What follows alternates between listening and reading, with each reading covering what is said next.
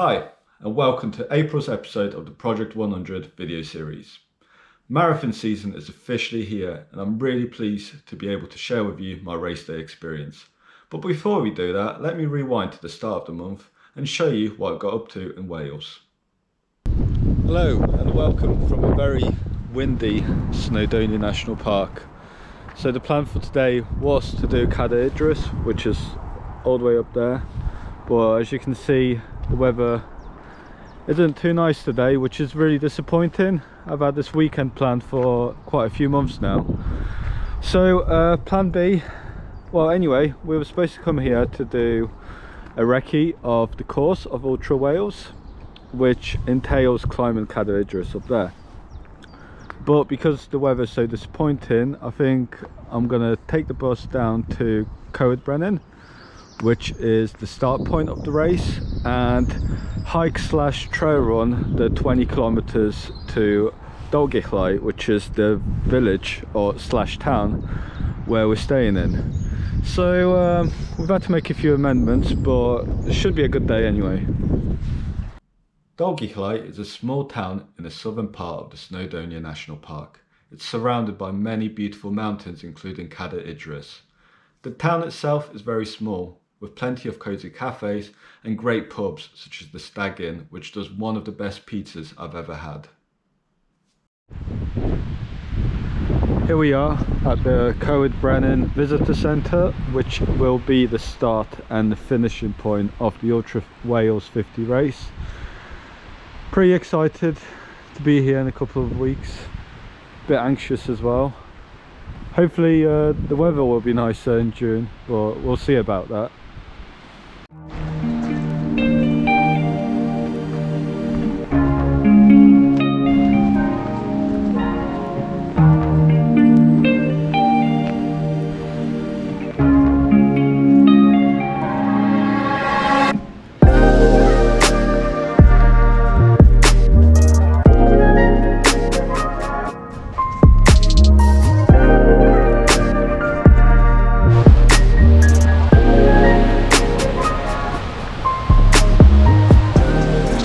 So we've just reached 4 miles. It's been a nice hike so far, through the forest, a bit of gravel track, a few steep uphills, but also a lot of gentle downhills, so I think this will be nice to run on.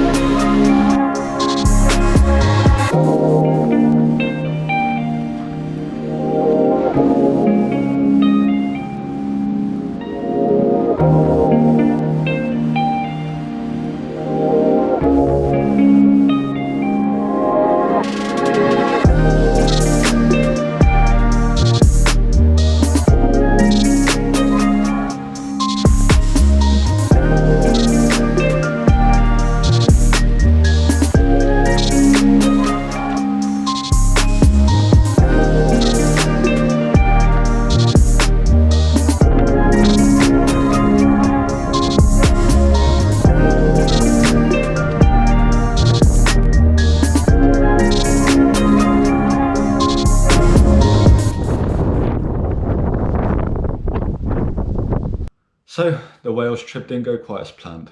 What was supposed to be 2 days of hiking and covering some of the more technical parts of the race course had to be abandoned, and we had to shorten it to 1 day and stick to lower ground. Still, it was a good experience, and I'm especially thrilled to run the single track section that you saw at the end of the video. Anyways, that's enough of hills. Let's dive into the Boston Marathon and the preparations for the last 3 weeks. April definitely wasn't ideal in terms of preparation for a road marathon. My mileage 3 weeks before the event was 28 miles, which compared to February's peak week of 38 miles was quite a big difference. Still, I managed to put some solid time on feet during those few weeks and had some really great runs, such as finally breaking my 46-minute 10k personal best by 3 minutes on the 13th of April. In terms of tapering for the event, I decided to just go with 2 weeks and therefore copied February's plan to about 90%. In terms of nutrition for the race, I pretty much copied what I had on that 25-mile trial run at the end of February. I had no GI issues and also felt pretty energetic until the end, so I had high hopes I'd be okay again. The only change I made was adding 2 electrolyte gummies on top of my gels, as I wanted that extra 250 milligrams of sodium. Furthermore, in March I started taking 1000 milligram potassium tablets on a daily basis alongside my standard multivitamins, as I found plenty of evidence online it prevents the possibility of cramps. Overall, on my run I had 1 litre of double strength Tailwind nutrition, 8 gels, 1 Serene bar and 2 electrolyte gummies.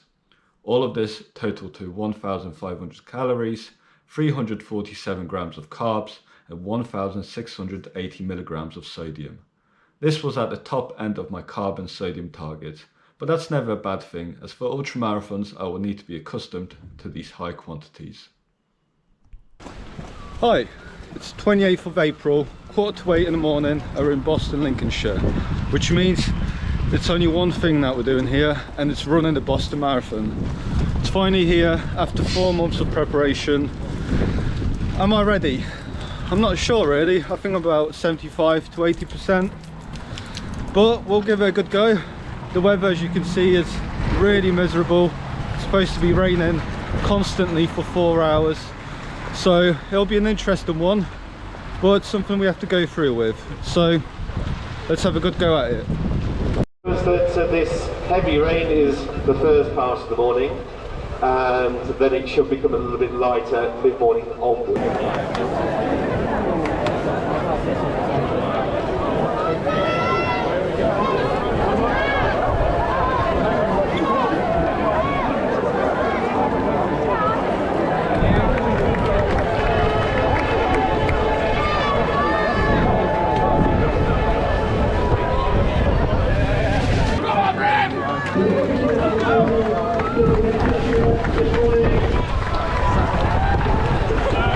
Great turnout morning.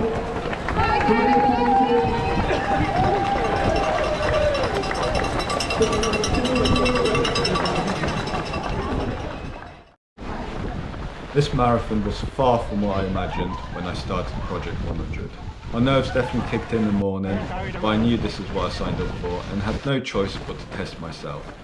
The weather was predicted to be horrendous the whole time, but there was plenty of fantastic support along the way from volunteers and general public. I also met some great people on the course that made many of the miles much more bearable. Thank you guys. So we're off about a mile and a half in. Goals for today. Before I started doing my hills training, I was hoping for 3:30, but I think 3:35 is more realistic, but we'll give it a go anyway. This means I'll have to stick to a 4:58 pace. If I can do that whilst in zone 2 for the first 15 miles, I'll be happy, and yeah, we'll just see how it goes. So far so good. 5k in about 24 minutes 40 seconds, so that's 12 seconds faster than projected time.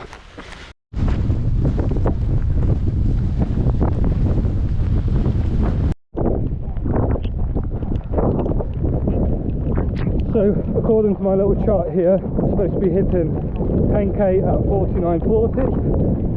I think we're going to hit it about 49.20, so again ahead of the schedule. My V goal for today is under 3 hours 45, and the 10k split for that is 53 minutes, so we're well ahead of that.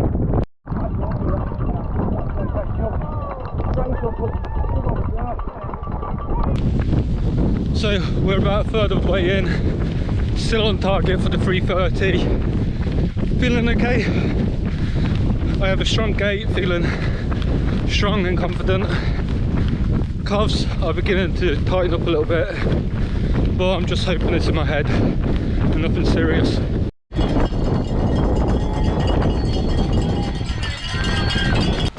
Just went past the half marathon mark, 1 hour 42.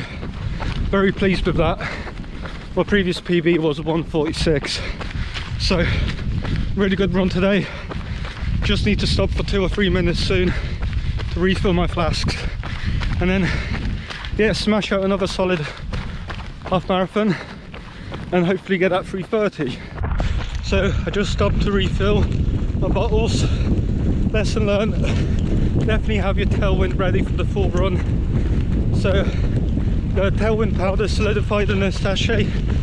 It was really hard to get it out of the sachet into the bottle, but I think I was only at the water station for about 3 minutes. So I've got my tailwind, I've got my water, I've got my gels. We have about 20k left, 1 hour 40. The second half of the race was hard. As well as not getting my bottles properly refilled at the water station, I managed to get completely soaked through when I took my jacket off, as the plan was to fold it into my hydration vest, as I knew I'd be high in that zone 3 for those last few miles. However, I'm glad that I decided to put the jacket back on. Those last 6 miles were a real testament to mental strength, with the constant sideways wind and rain. From what I read online, this is actually the section where most people had to drop out due to mild hypothermia.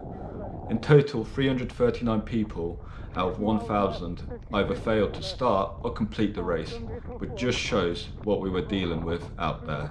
2 miles left, 19 minutes left. Oh, it's going to be close. I swear my blister on my toe just popped as well. So painful. We've done it!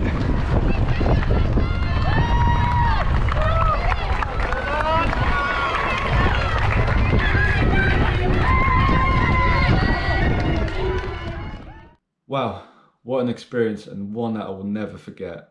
I'm really pleased with how it went, how I was able to stick to my strategies despite the numerous setbacks. And because I finished, it also means I have a guaranteed entry into the Ultra Wales race. So that's a big relief for me as well. All that's left to do now is to get back on those trails and really build up that mileage. Thank you for joining me once again, and make sure you come back in a few weeks' time.